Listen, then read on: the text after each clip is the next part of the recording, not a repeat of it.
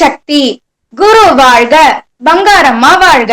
முதலில் பங்காரம்மா கிட்ஸ் சேனலுக்கு ஒரு லைக்க போட்டு சப்ஸ்கிரைப் பண்ணிடுங்க. நிறைய சக்திகள் அம்மாவின் ஆன்மீகத்தில் தொண்டு செஞ்சு வராங்க. இன்று நம்மோடு பேச வந்திருக்கு சக்தியும் ஒரு நல்ல பிரச்சார தொண்டர். சக்தி கவிதா, வாங்க அவங்க கிட்ட நம்ம அம்மா செஞ்ச அற்புதங்களை பற்றி கேட்டு தெரிஞ்சுக்கலாம். ஓம் சக்தி. சக்தி குருவே தெய்வம், தெய்வமே நமது குரு அம்மா. குரு அம்மா தெய்வமாக நம்முடன் தான் இருக்கிறார்கள். சக்திகள் அனைவருக்கும் வணக்கம் சக்தி. நீங்க சக்திகள் என்ன கேக்குறீங்களோ அதுக்கு நான் பதில் சொல்றேங்க சக்தி. சொல்லுங்க சக்தி. குழந்தைகள், நீங்க எந்த வயசுல இருந்து மருவத்தூர் வரீங்க சக்தி? பங்கார் அம்மாவை முதல் முறை சந்தித்த அனுபவம் பற்றி சொல்லுங்க. நான் 2015 அதுதான் அம்மாவிடம் வந்தேன் சக்தி. ஆனால் எனக்கு ஒரு 25 வருடங்களாகவே அம்மாவிடம் வரணும், மேல் மருவத்தூருக்கு வரணும், அங்க நடக்கிற அற்புதங்கள் தெரிஞ்சுக்கணும், அம்மா தரிசனம் பண்ணணும் அப்படின்னு ரொம்ப ஆசை. எனக்கு பாத்தீங்கன்னா உங்களை மாதிரி குழந்தையா இருக்கும் போதே, நான் செகண்ட் ஸ்டாண்டர்டு போகும்போதே பாத்தீங்கன்னா எனக்கு ஆன்மீகத்துல ரொம்ப ஈடு, குழந்தையில இருந்தே உங்களை போலவே. ஆனா எனக்கு ஒரு எல்லா சாமினா ரொம்ப பிடிக்கும், கும்பிடுவேன்.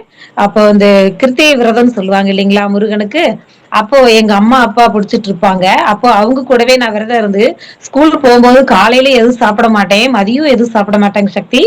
ஈவினிங் வந்து அம்மா அப்பா கூட சாமி கும்பிட்டுட்டு அந்த தலவாழை இலையில கடவுளுக்கு படைத்த அந்த பிரசாதத்தை அதை நாம சாப்பிடணும் அப்படிங்கிறதுக்காகவே அந்த சின்ன வயசுல இருந்தே தெய்வ பக்தி எனக்கு கடவுள் கொடுத்த, இயற்கையா கொடுத்தது சக்திகளே. அப்போ அந்த ஈவினிங்ல ஒரே நேரமா வந்துதான் ஸ்கூல் முடிச்சுட்டு வந்துட்டு அம்மா அப்பா கூட சாப்பிடும் போது 8-9 மணி ஆயிடும். அவங்க வேலைக்கெல்லாம் போயிட்டு வந்துட்டு ஏழை கூலி வேலைக்கு போற எங்க அம்மா அப்பா அவர்கள் ஒரு சாதாரண குடும்பத்துல வந்த சக்தி தான் நானுங்க. ஆனா எனக்கு தெய்வம்னா சின்ன வயசுல இருந்தா ரொம்ப பிடிக்கும். அந்த மாதிரி கும்பிட்டுட்டு இருந்தேன். அப்போ எனக்கு இந்த மருவத்தூர் அம்மா பத்தி எதுவும் தெரியாதுங்க சக்தி. நான் மேல் மருவத்தூர் அற்புதங்கள்னு ஒரு படம் பார்த்தேன். அப்ப எனக்கு பக்கத்து வீட்டுல டிவில பார்த்துட்டு எனக்கு அந்த சாமியை மேல் மருவத்தூர் அற்புதங்கள் இவ்வளவு அற்புதம் நடத்துறாங்களா, அந்த சாமியை பார்க்கணும், அந்த சாமியை போய் நம்ம கும்பிடணும், எப்ப எனக்கு அந்த கிடைக்கும் அப்படின்னு தெரியல அப்படின்ட்டு இருந்துட்டேன். அப்போ பாத்தீங்கன்னா சக்தி, எனக்கு சின்ன வயதில் திருமணம் ஆகிவிட்டது. அந்த குடும்ப சூழ்நிலை காரணமாக அம்மா உடம்பு சரியில்லாம போனதுனால எனக்கு திருமணம் செய்து வைத்தார்கள். இதெல்லாம் நான் ஏன் சொல்றேன் அப்படின்னா, அந்த சின்ன வயசுல இருந்து அந்த தெய்வ வழிபாடுதான், சின்ன வயசுல இருந்தே அந்த தெய்வத்தோட இதுதான் அவ்வளவு ஒரு ஆர்வம் எனக்கு, சாமி மேல ஒரு ஈர்ப்பு எனக்கு அவ்வளவு ஒரு. அப்ப பாத்தீங்கன்னா எங்க மாமியார் வீட்டுக்காரு எல்லாம் ரொம்ப கண்டிஷன். பக்கத்துல இருக்கிற கோயிலுக்கு போறனா கூட அவங்க கிட்ட பர்மிஷன் தான் கேட்கணும், அந்த மாதிரி ஒரு சூழ்நிலை.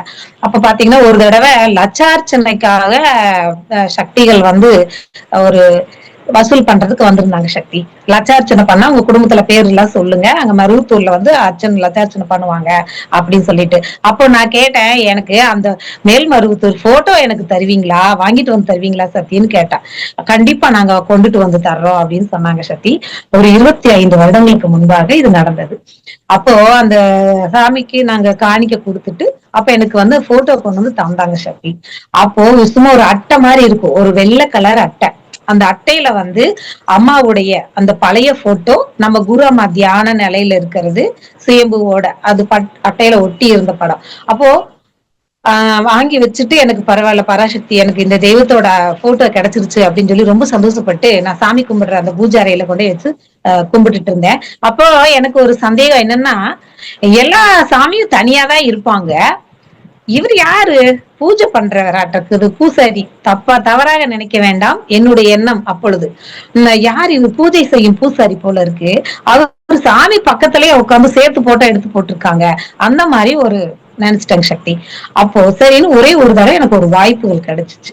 அம்மா கிட்ட நம்ம போகணும் வேண்டிக்கிட்டே இருக்கேன், அம்மா எப்ப எனக்கு மேல்மருவத்தூருக்கு வர்றதுக்கு ஒரு வாய்ப்பு கிடைக்கும், எப்ப உங்களை தரிசனம் பண்ண முடியும். ஏன்னா நான் டெய்லரிங் ஒர்க் பண்ணிட்டு இருக்கேன்.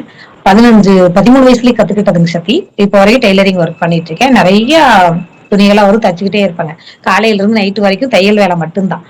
அப்போ வீட்டு வேலையும் குடும்ப வேலையும் அதுவும் பார்த்துட்டே இருந்தேன். இந்த சூழ்நிலையில என்னால பக்கத்துல இருக்கிற கோயிலுக்கு கூட எந்த கோயிலுக்கும் போக முடியல சக்தி, அந்த மாதிரி ஒரு சூழ்நிலை.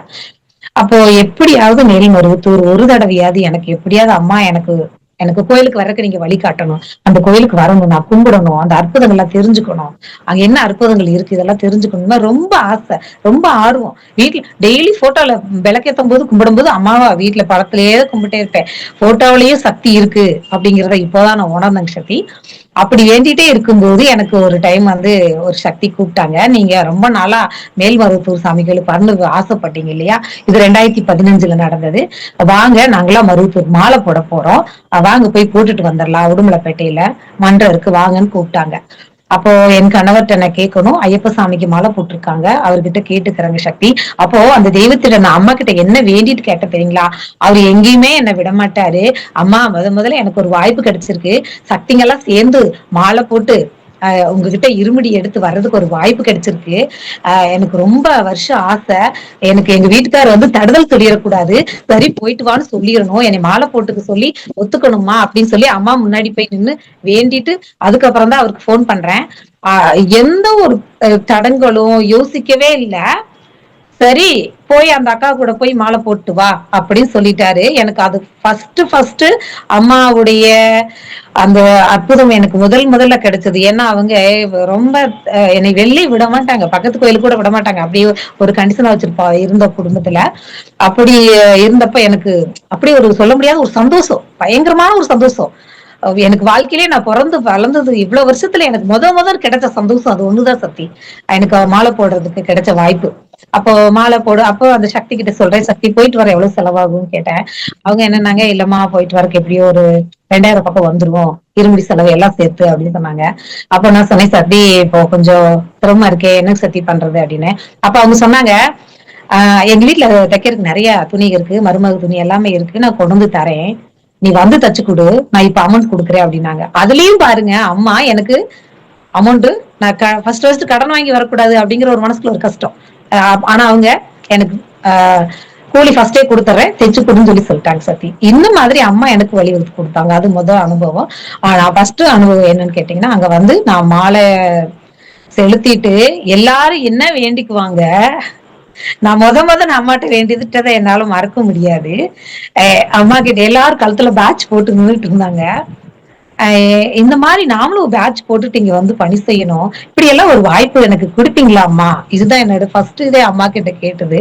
அப்போ வேகமா இப்படி வேண்டிக்கிட்டே வந்துட்டு இருக்கும் போது சத்தி டக்குன்னு மாலை அபிஷேகம் பண்ணாங்க. வந்துட்டோம், இந்த சைடு எடுத்து விட்டுட்டாங்க. அப்ப என்ன நல்லா ஃபுல்லா என்னால அம்மாவை பார்க்க முடியல, ரொம்ப அழுக ஆரம்பிச்சிட்டேன். இவ்வளவு வருஷம் உங்களை பார்க்கணும்னு அழுது வேண்டி தவம் இருந்து வந்து கிடைச்ச வாய்ப்புல உங்களை பார்க்க முடியலையாம்மா, டக்குன்னு இருக்காங்களே, எனக்கு சுயம்பமா பார்க்க முடியலையே, ஃபுல்லா பார்க்க முடியலையேங்கிற அந்த ஒரு அழுக ஆரம்பிச்சுட்டேன். எல்லாரும் போயிட்டா நின்றுட்டு அழுதுட்டே இருக்கேன். என்ன அம்மா பார்க்கணுமே பார்க்க வந்துட்டேன்னு அழுதுட்டே இருக்கேன். அப்போ இனி எப்ப எங்க வீட்டுல விடுவாங்கன்னு தெரியாது இல்லையா, மறுபடியும் எப்ப மருவத்தூருக்கு விடுவாங்க, எப்ப வந்து உன்னை பார்க்க முடியும், இப்படி உன்னை முழுசா என்னால பார்க்க முடியலையாமா, அதுக்குள்ளே என்ன மாலை அவசியம்னு எடுத்துட்டாங்களேம்மா அப்படின்னு சொல்லிட்டு அழுதன் சக்தி. அப்ப இருந்த சூழ்நிலையில அப்போ ஒரு பெண் அந்த மகளிர் எல்லாம் இருப்பாங்கல்ல சக்தி, பேண்ட் ஷர்ட் போட்டு லேடிஸ் பிள்ளைங்க, அப்போ அந்த பொண்ணு வந்து கேட்டாங்க, ஏன் இங்கேயே நின்று அழுதுட்டு இருக்கிறீங்க, நிக்க கூடாது, அப்படி கிளம்புங்க அப்படி சொன்னாங்க. அப்ப சொன்னேன், அம்மா நான் வந்து ரொம்ப வருஷமா 25 வருஷத்துக்கு மேலையெல்லாம் இருக்கும் அம்மா மேல்மருவத்தூர் அம்மா வந்து பார்க்கணும், இந்த மாதிரி கும்பிடணும், அந்த மாதிரி ரொம்ப ஆசையா தான் எனக்கு வாய்ப்பு இப்பதான் கிடைச்சு எங்க வீட்டுல விட்டாங்க. அதுவும் என்னால சாமியை பார்க்க முடியல சாமி, என்னை இழுத்து விட்டுட்டாங்க. எனக்கு ஒரே ஒரு தடவை அந்த அம்மாவை எனக்கு கடலை மட்டும் காட்டுங்க சாமி அப்படின்னு சொல்லி, என்ன மறுபடியும் எப்ப விடுவாங்கன்னு தெரியல அப்படின்னு சொல்லிட்டு அழுத, ரொம்ப அழுத. அப்புறம் அந்த பொண்ணு வாங்கம்மான்னு கூட்டு போய் அந்த நால்கால் மண்டபத்துக்கிட்ட அந்த பொது தரிசனம் அங்க நிக்க வச்சு எனக்கு சாமியை காமிச்சாங்க. எனக்கு அம்மாவோட அருள் பார்த்ததையுமே எனக்கு ரொம்ப சந்தோஷமாயிடுச்சுங்க சதி. அது மட்டும் இல்லாம என் கணவர் 2-3 வருடங்களாக வேலை இல்லாம அதனால என் கூட தான் இருந்தாங்க, கடையிலே கூட இருந்தாங்க. வந்துட்டு ஆட்டோ ஏறி பஸ்ஸுக்கு போலான்னு ஏற போகும்போது போன் வருதுங்க சக்தி. நான் போன் கொண்டு வரல, பக்கத்துல அந்த அக்கா கிட்ட போன் பண்றாங்க.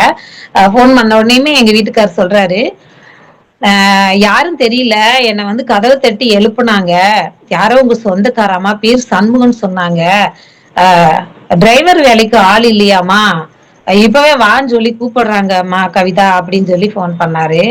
எனக்கு அந்த இடத்துல ஃபர்ஸ்ட் மாலை ஃபர்ஸ்ட் அம்மா பார்த்திருக்கேன், அம்மாட்ட வேண்டியிருக்கேன். அழுதுட்டு வந்த உடனே அந்த ஆட்டோ ஏறி பஸ் கூட போகல. அந்த மேல் மருவத்தூர் மண்ணை மிதித்தால் முக்தியடா மகனே அப்படின்னு நம்ம அம்மா சொன்ன அருள்வாக்குல அந்த மண்ணை மிதித்தவுடன் எனக்கு முக்தி கிடைத்தது.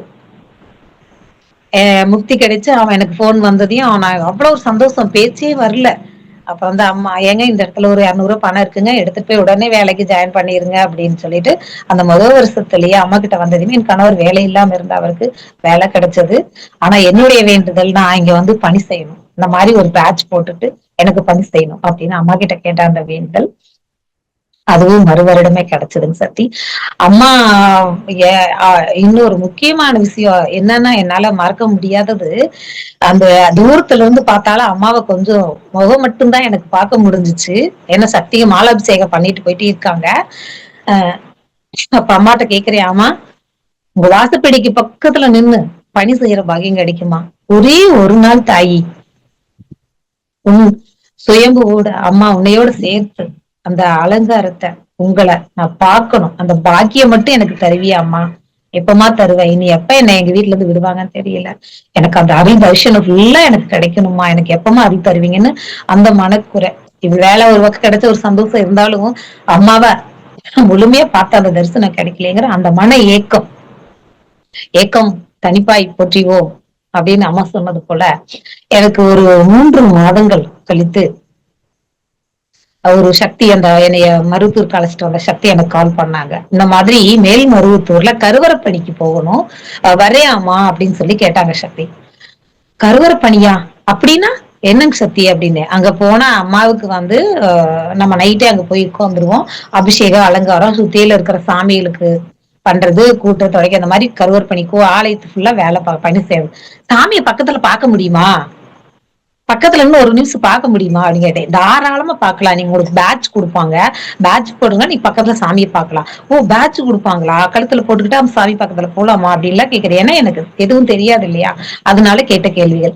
அப்போ கண்டிப்பா பேட்ச் போட்டு நீங்க ஒரு நாள் முழுசு அம்மா வந்து நீங்க சுத்தி சுத்தி அம்மா பணி செஞ்சுட்டே அம்மாவை பாத்துக்கலான்னு எப்படியாவது என் கணவர் காலை பிடிச்சு கெஞ்சியாவது வந்துடணும் அப்படின்னு சொல்லிட்டு சக்தி அவர்கிட்ட கேட்டு அழுது பர்மிஷன் கேட்டு வந்துட்டாங்க. வந்துட்டா பஸ்ல போகும்போதே ஒரு பொண்ணு என்ன சொல்றாங்கன்னா, சக்தி இந்த மாதிரி நான் டேட் ஆயிட்டேன் அப்படின்னு சொல்றாங்க. அப்ப நான் கேக்குறேன், பேரு ஜோதி வயலூர், ஏமா இந்த மாதிரி இருந்தா கோயிலுக்கு வரலாமா? இதுவும் நான் தெரிஞ்சுக்கிட்ட விஷயம், இந்த மாதிரி இருந்தா வரலாமா கோயிலுக்கு அப்படின்னு. கண்டிப்பா வரலாம், நம்ம எந்த கோயிலுக்குமே போக மாட்டோம்.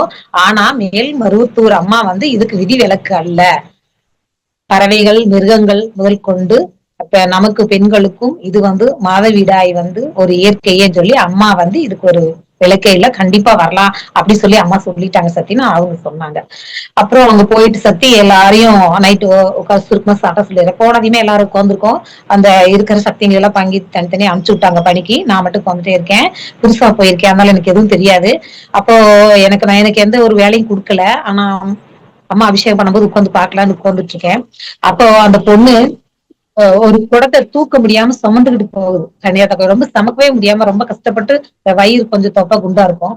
அப்ப நான் போய் ஏமா நீ நைட்டு தானே டேட் ஆயிட்டுன்னு சொன்னீங்க, ஏன் இவ்வளவு கஷ்டப்பட்டு தண்ணி சமைக்கிறீங்க, கொடுங்க உங்களுக்கு பதிலா நான் தண்ணி எடுக்கிறேன் அப்படிங்களா, கன்னியாத்தா 7 கன்னிமார் சாமிகளுக்கு அவங்களுக்கு தண்ணி கொண்டே அங்க ஆண்டால ஊத்தணும் அப்படின்னாங்க. நான் ஊத்துறேன்ப்பா, உன் வேலையும் செஞ்சுட்டு நான் திருப்பி வந்து இங்க வந்துக்கிறேன் அப்படின்ட்டு அந்த தண்ணி ஊத்திட்டு சத்தி திருப்பி ரிட்டர்ன் வரும்போது அந்த மகளிர் சக்தி ஒரு சக்தி, இங்க வாமா, எங்க போறீங்க, இங்க வாங்க, இங்க வந்து நில்லுங்க, நாங்க சொல்லி கொடுக்குறோம், அது மாதிரி அபிஷேகம் பண்ணுங்க, நாங்க சொல்லி தர மாதிரி பண்ணுங்க. வராயி அம்மன் நேர் நிக்க வச்சாங்க.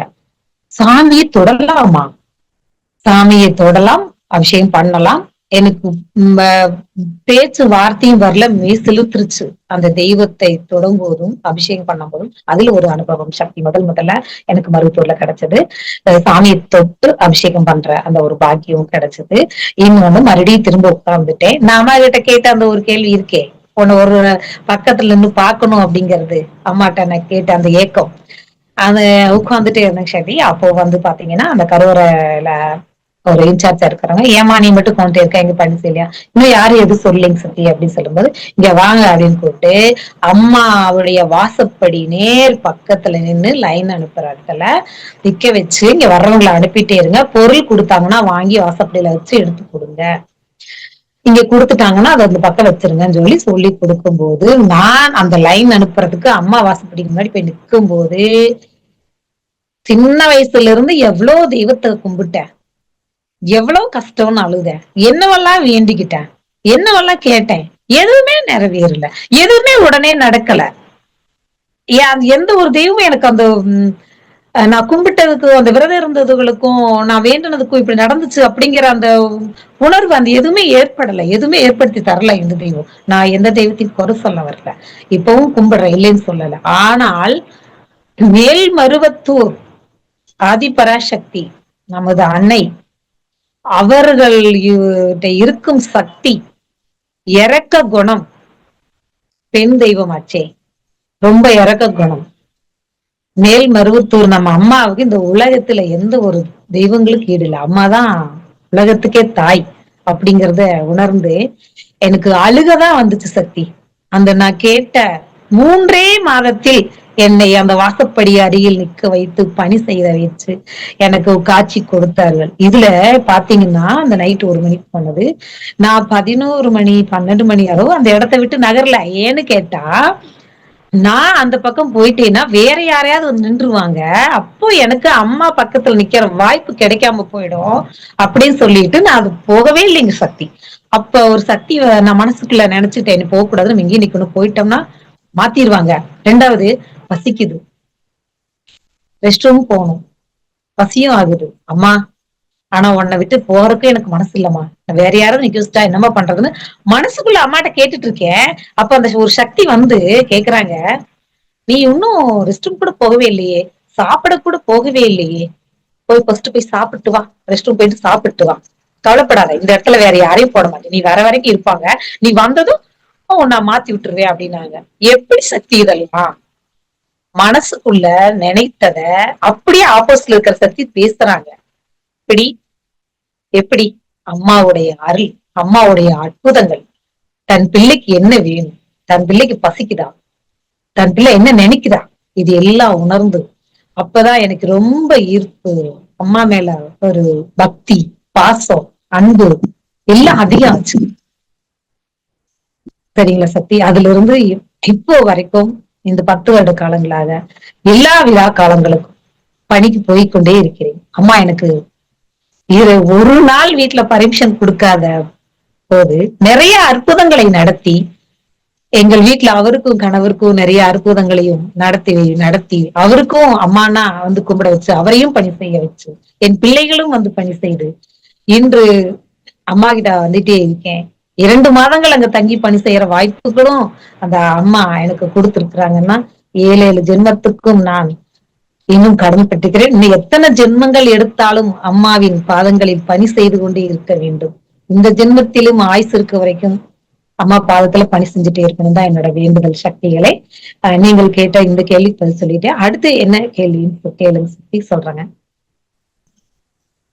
ரொம்பவே சிறப்பா சொன்னீங்க சக்தி. பங்கார அம்மாவை பாக்குறதுக்கும் பேசுறதுக்கும் கண்டிப்பா புண்ணியம் பண்ணிருக்கணும். ஓம் சக்தி. சக்தி, ஓம் சக்தி.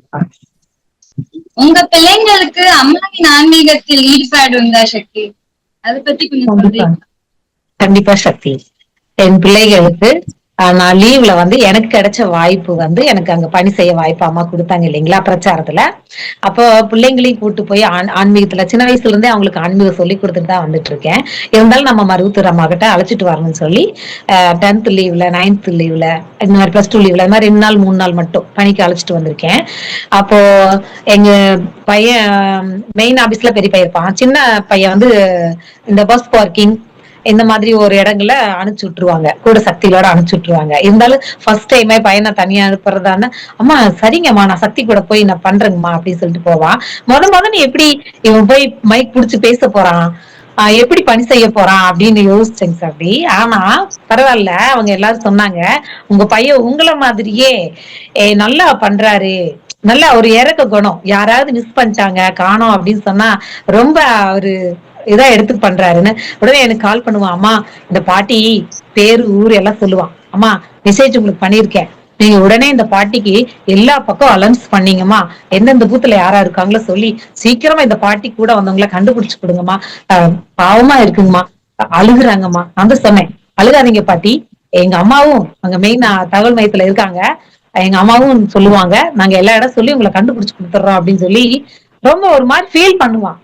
அதாவது என் அம்மா காணா போயிட்டா எப்படி இருக்கும், அவனோட பாட்டி காணா போனா எப்படி இருக்கும், அந்த மாதிரி ஒரு உணர்வு. நான் அப்படிதான் சொல்லியிருக்கேன். எல்லாரையும் நம்ம அம்மாவா, அக்காவா, தங்கச்சியா, நம்ம குடும்பமா அப்படிதான் பார்ப்பேன். ஏன்னா செவ்வாடை குடும்பம், நம்மளாம் ஒரே குடும்பம். அப்படிதான் நானும் பார்ப்பேன் சக்தி. என் பிள்ளையும் அதே மாதிரியே பார்த்து எனக்கு ரொம்ப சந்தோஷமா இருந்துச்சு. அப்போ அவங்க கண்டுபிடிச்சு கொடுத்த உடனே தம்பி இந்த மாதிரி வந்துட்டாங்க, அவங்களை அனுப்பிச்சு விடுறோம், ஆட்டோ வச்சு அனுப்பிச்சு விடுறோம் அப்படின்னு சொன்னா ரொம்ப சந்தோஷப்படுவான். பாட்டி கண்டுபிடிச்சாச்சு, வந்துட்டாங்க பாட்டி, இனி சந்தோஷமா போங்க. இனிமேல் எல்லாருக்கிட்டையும் நீங்க பஸ்ல வரும்போது போன் நம்பர் வாங்கி வச்சுக்கணும், சரிங்களா? ஒரு 4-5 பேர்கிட்டயும் வாங்கி வச்சுக்கணும் அப்படின்னு சொல்லி ரொம்ப சந்தோஷமா அனுப்புவான். அந்த நல்லா மைக் பிடிச்சு பேசி பணி செஞ்சான்.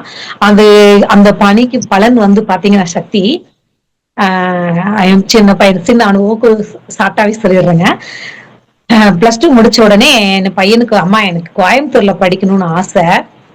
நாங்க வந்து உடுமலைப்பேட்டை அருகில மடத்துக்குளம்னு ஒரு ஊர்ல இருக்கோம். அப்ப எனக்கு கோயம்புத்தூர்ல படிக்கணும்னு ஆசைமா, என் ஃப்ரெண்ட் எல்லாம் கோயம்புத்தூர்ல தான்மா எல்லாம் சேர்ந்திருக்காங்க அப்படின்னு சொன்னா, சரி சாமி வாங்க போய் கோயம்புத்தூர்லயே போய் ஏதோ ஒரு காலேஜ்ல சீட் சேர்த்திட்டு வந்துருவோம்னு சொல்லிட்டு போனாங்க சக்தி. போயிட்டு நாங்களும் ஒரு 4-5 காலேஜ் போயிட்டோம். தம்பி வந்து பிஎஸ்சி ஐடி கம்பெனி போகணுங்கிறதுனால ஐடி அந்த இதை கேட்டான், கிடைக்கல. அப்புறம் பார்த்தா 2-3 காலேஜ் கேட்டா கொஞ்சம் டொனேஷன்ல ஒரு 1 லட்சம் 2 லட்சம் அந்த மாதிரி கேட்டாங்க சக்தி. நான் வந்து ஒரு சாதாரண டெய்லர். நான் எப்படி ஒரு பையனை படிக்க வைக்கிறதுனா கொஞ்சம் சிரமம் தான். இவ்வளவு அமௌண்ட் எல்லாம் என்னால முடியாதுங்க அப்படின்னு சொல்லிட்டு வந்துட்டேங்க பிரைவேட் காலேஜ்ல. அப்போ எங்க அண்ணா வீட்டுல வந்து தங்கிட்டோம். 4-5 காலேஜ் சுத்திட்டு வந்து டைம் ஆயிடுச்சு. பெரியம்மா பையன், எங்க அம்மாவோட அக்கா பையன், அவங்க வீட்டுல தங்கியிருக்கோம். அப்போ எங்க அண்ணன் கேக்குறாரு, விரலுக்கு தகுந்த வீக்கம் தாமா வச்சுக்கணும் கவிதா. நீ துணி வச்சு கஷ்டப்பட்டு இருக்க, மாப்பிள்ளையும் வேலைக்கு போயிட்டு திடீர்னு போறல, அவரும் உன் கூட தான் கடையிலே இருக்காரு, ஒரு ஆள் வருமானம் தான், எதுக்கு பிரைவேட் காலேஜ்ல அலைஞ்சிட்டு இருக்கிற, உடுமலைப்பேட்டையே கவர்மெண்ட் காலேஜ்ல போய் சேர்த்து விடலாம்ல அப்படின்னு கேக்குறாரு. அப்ப நான் சொன்னேன், அண்ணா நம்ம தான் சின்ன வயசுல இருந்து படிப்பு கம்மியா படிச்சிருக்கோம், அதிகமா படிக்க முடியல, நல்லா படிக்க முடியல, நம்ம பிள்ளைங்களாவதும் நல்லா படிக்கட்டும் அண்ணா, நல்ல காலேஜ்ல நல்லா இங்கிலீஷ் நாலேஜ் கோயம்புத்தூர்ல நல்லா இருக்குன்னு சொன்னாங்கண்ணா, பிள்ளைங்களாவது நல்லா இருக்கட்டுமே அண்ணா வந்தேன். ஆனா நான் கும்பிடுறேன் எங்க அம்மா, எங்க குரு அம்மா, என் குருதேவ் என்னை கைவிடாதுண்ணா, கண்டிப்பா ஏதோ ஒரு காலேஜ் சீட் கிடைக்கும். இல்லம்மா எனக்கு தெரிஞ்சு ஃபுல்லா கோயம்புத்தூர் ஃபுல்லா சிட்டில வந்து நீங்க போன காலேஜ் எல்லாமே பார்த்தாச்சு, எந்த காலேஜுமே இல்லம்மா, இனி அவுட்டர்ல தான் 1-2 தான் இருக்கும், எதுக்கு அலையிற, பேசாம அங்கேயே போய் சேர்த்துரு அப்படின்னு சொல்லி, எல்லாமே ஃபுல்லா இருக்கும், உன்னால வந்து பணம் எல்லாம் டொனேஷன் எல்லாம் கட்ட முடியாது, உன்னால இவ்வளவு ஃபீஸ் கட்டி இங்க படிக்க வைக்க முடியாது அப்படின்னு சொல்றாங்க. என்ன சொன்னாலும் எனக்கு மைண்ட் ஃபுல்லா ஒரே இது என்னன்னு கேட்டீங்கன்னா, அம்மா கைவிட மாட்டாங்க, புறமா கைவிட மாட்டாங்க, இதேதான். அப்புறம் எங்க அண்ணா சொல்றேன், அண்ணா என்ன எங்க அண்ணா ஒரு வார்த்தை சொன்னாரு, என்ன சொன்னாருன்னா, என்ன இந்த காலத்துல போய் உங்க அம்மா சாமி சாமி சாமிங்குது, உங்க அம்மா என்ன பைத்தியமா, சின்ன பிள்ளைல இருந்து கும்பிடும் இல்லைன்னு சொல்ல, அதுக்காக எதுக்கு எடுத்தாலும் ஓம் சக்தி ஓம் சக்தி ஓம் சக்தி குரு அப்படின்லாம் சொல்லிட்டே இருக்குது, இதெல்லாம் மூட நம்பிக்கையா இல்லையா அப்படின்னு. அதுக்கு சின்ன பையன் சொல்றான், மாமா எங்க அம்மா என்ன வேண்டுனாலும் என்ன கேட்டாலும் அந்த தெய்வம் நடத்திட்டு தான் இருக்குது, சாமியை குறை சொல்லாதீங்க மாமா, கண்டிப்பா வந்து எங்களுக்கு விதி எப்படி இருந்தாலும் அதுல இருந்து அந்த மாத்தக்கூடிய சக்தியும் அந்த தெய்வத்திட்டு இருக்குன்னு எங்க அம்மா சொல்லுவாங்க, அது எங்க அம்மாவோட நம்பிக்கை, எனக்கு நம்பிக்கை இருக்கு, அதை வந்து நீ குறை சொல்லாதீங்க மாமா அப்படின்னு சொல்றான். அப்ப சொல்ல, அண்ணா இதே கோயம்புத்தூர்ல என் பையனுக்கு எங்க அம்மா சீட்டு வாங்கி கொடுத்து எங்க அம்மா இங்க படிக்க வச்சுட்டாங்கன்னா நீ மேல்மருவத்தூர் வருவியா அண்ணா அப்படின்னு எங்க அண்ணன்ட்ட கேக்குறேன். அதுக்கு எங்க பெரியம்மா பையன் சொல்ற, அப்படி சரி எனக்கு தெரிஞ்சு எல்லா காலேஜ் சுத்தியாச்சு, எங்கேயும் இல்ல, அப்படி கோயம்புத்தூர்ல ஏதாவது காலேஜ் சீட் உங்க அம்மா வாங்கி கொடுத்து உங்க அம்மா உன் பையனை சேர்த்து விட்டுட்டாங்க அப்படின்னா கண்டிப்பா நான் மேல்மருவத்தூர் வர்றேன், எங்க அம்மாவோட சக்தி என்னங்கிறத நீ தெரிஞ்சுக்கோனா அப்படின்னு சொல்லி சொல்றேன் சாமி. அப்போ நானும் என் பையனும் தைரியமா பேசிட்டு வந்துட்டேன் பாப்பா. பஸ் ஏறி உட்காரத்துல உட்காடுறோம்ப்பா. உட்கார்ந்த உடனே எனக்கு அழுகையா பொங்கி பொங்கி வருது. அம்மா குரு அம்மா என்னை ஆசீர்வாதம் பண்ற மாதிரி டிபி போட்டோல வச்சிருக்கேன், அம்மா நான் இருக்கிறேன் மகளே அப்படின்னு சொல்லிட்டு. அப்போ அம்மா நீ இருக்கிற எனக்கு தெரியும், நீ கைவிட மாட்டம்மா, நீ என்ன கைவிட மாட்ட, கண்டிப்பா ஏதோ ஒரு காலேஜ்ல நாளைக்கு வந்து அவுட்டர்ல எல்லாம் சுத்துவோம், நீ என்ன கைவிட மாட்டேன், ஏதோ ஒரு காலேஜ்ல பையனை சேர்த்து விட்டுருமா, நான் தான் படிக்கல, கஷ்டம், சின்ன அளவான படிப்பு, என் பிள்ளைங்க நல்லா படிக்கணும் ஆசைப்படுறமா, எனக்கு எப்படியாவது எனக்கு ஒரு சீட் எனக்கு வாங்கி கொடுத்துருமான்ட்டு அழுகுறேன்.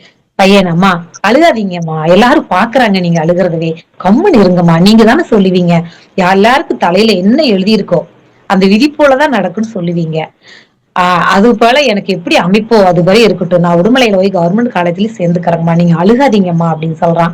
இல்ல தம்பி, என் அம்மா என்னை கைவிட மாட்டாங்க தம்பி. எவ்வளவு அற்புதம் அம்மா பண்ணிருக்காங்க. உனக்கு ஒரு அற்புதத்தை பண்ணாமே விடுவாங்க, கண்டிப்பா பண்ணுவாங்க. அப்ப சரி விடுங்கம்மா, நம்புறீங்களா? நானும் நம்புறேம்மா, அந்த சாமி கைவிட மாட்டாங்கம்மா, அழுகாதே, அமைதியா வாங்கம்மா அப்படின்ட்டு வந்துட்டு இருக்கோம் சக்தி.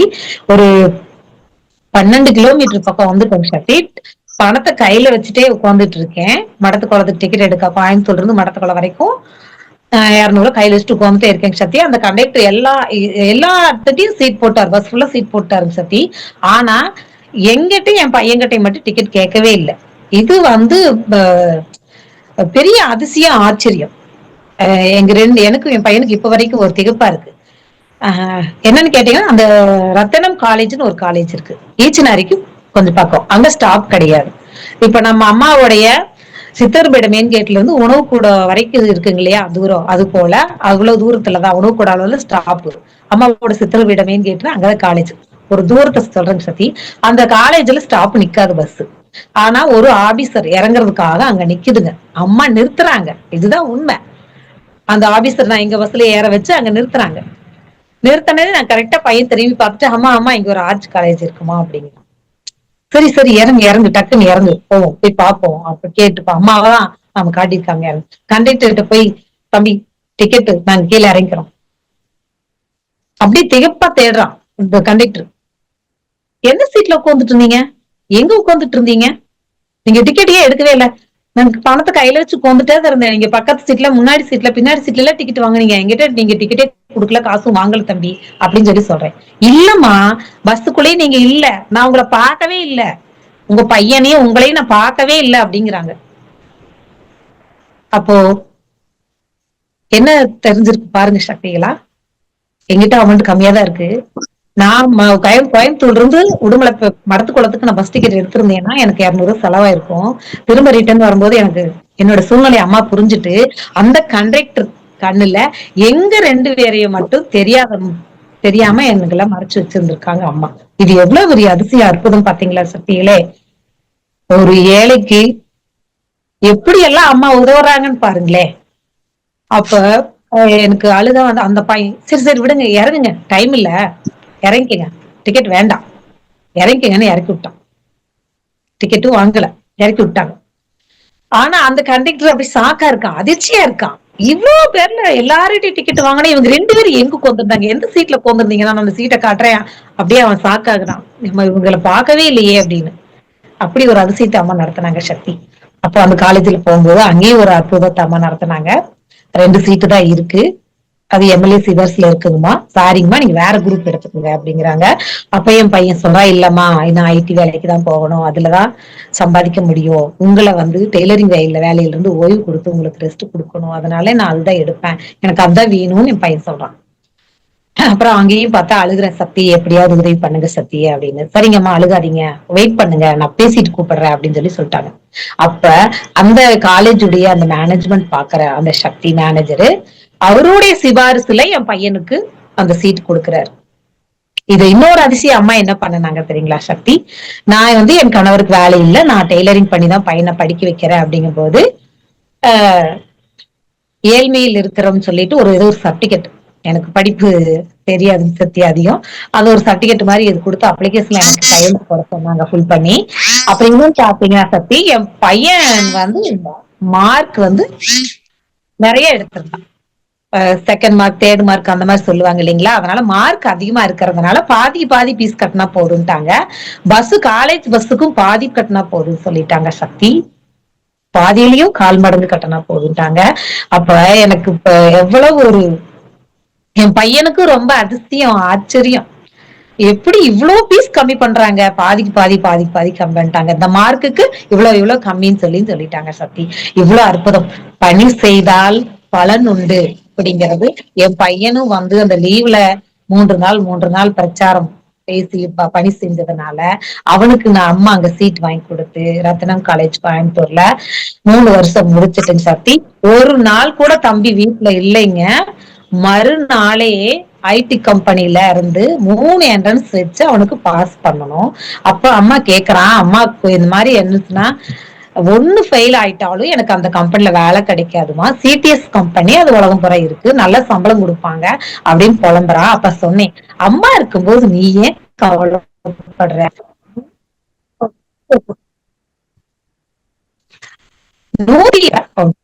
108 தடவை மூல மந்திரத்தை எழுது.